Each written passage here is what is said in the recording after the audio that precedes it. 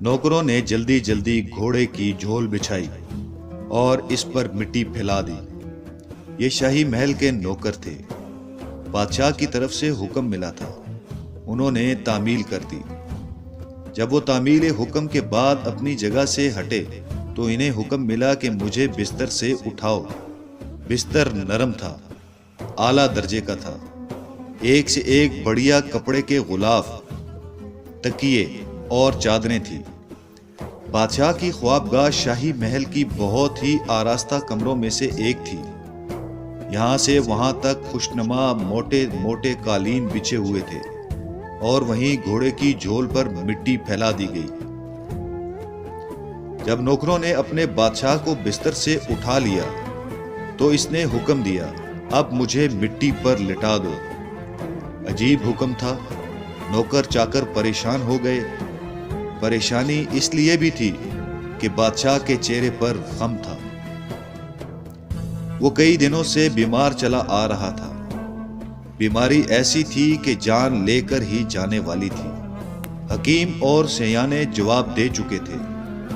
मर्जुल मौत में मुब्तला बादशाह को मिट्टी पर लिटाना शाही मुलाजमों को अच्छा ना मालूम हुआ, मगर हुक्म फिर हुक्म ही था। इन्हें तामील करना पड़ी।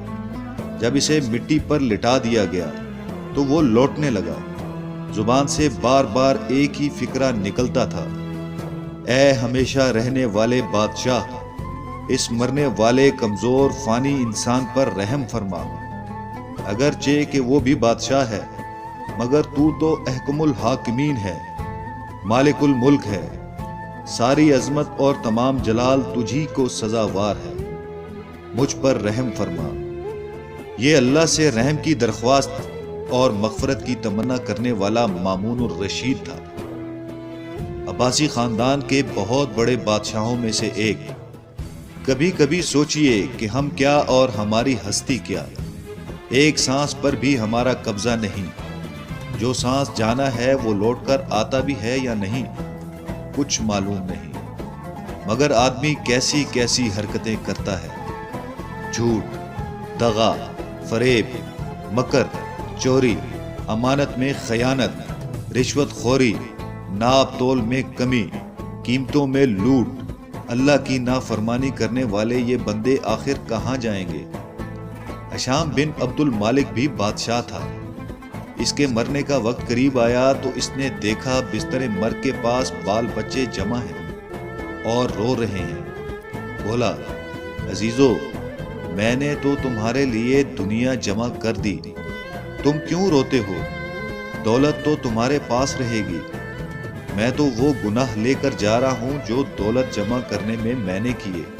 तुम तो हंसो, रोना तो मुझे चाहिए। अल्लाह खैर करे। हजरत उमर बिन अब्दुल अजीज भी हुक्मरान थे। ऐसे बड़े हुक्मरान के कहते हैं इनसे बड़ा कोई और बादशाह नहीं हुआ। ऐसे नेक और ऐसे परहेजगार हुक्मरान थे कि हजरत सुफियान तूरी इन्हें 5वां खलीफा समझते थे। मौत का वक्त करीब आया तो तड़पते रहते थे। हर वक्त तौबा इस्तग़फ़ार करते।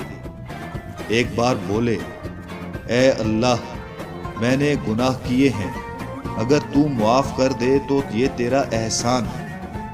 अगर तू मुआफ कर दे तो ये तेरा मुझ पर बहुत बड़ा एहसान होगा। अगर तू मेरे गुनाहों को सजा देगा तो ये तेरा इंसाफ होगा। मगर मैं गवाही देता हूँ कि तेरे सिवा कोई माबूद नहीं और मोहम्मद सल्लल्लाहु अलैहि वसल्लम तेरे रसूल हैं। इसके बाद फिर जुबान हमेशा के लिए बंद हो गई। बंदा मौत को याद करता रहे तो अल्लाह का खौफ दिल में रहता है। मौत को भूल जाए तो दुनिया की मोहब्बत बेईमानी पर ले आती है। इसलिए हुक्म है, गलती मालूम हो जाए तो तौबा कर लो और फिर ये गलती न करो। अगर दूसरों को लूट कर दुनिया से जाओगे तो बड़ी सख्त सजा पाओगे।